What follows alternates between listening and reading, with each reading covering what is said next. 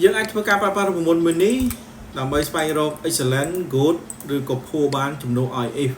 រូបមន្តមួយហ្នឹងគឺស្រួលជាងរូបមន្តយើងសរសេរ if ណាអញ្ចឹងដើម្បីសរសេរវាបានគឺងាយស្រួលទេខ្ញុំសរសេរឲ្យមើលម្ដងទៀតអញ្ចឹងខ្ញុំលុបចោលនេះសិនអញ្ចឹងយើងស្មើរូបមន្ត switch AW switch អញ្ចឹងមកតើមកឥឡូវនេះយើងដាក់មួយនេះយើងដាក់ក្បៀសមួយដាក់មួយនេះក្បៀសមួយភួរក្បៀសមួយមួយនេះក្បៀសមួយ good ក្បៀសមួយ100ក្បៀសមួយ excellent អញ្ចឹងបន្ទាប់ប៉ុណ្ណឹងមកយើងចុចលើវាតើមកយើងចុច F4 ដើម្បី lock វាអញ្ចឹងយើង enter មកតើមកយើងចុច off មកខាងក្រោមមកគឺរៀបរយហើយ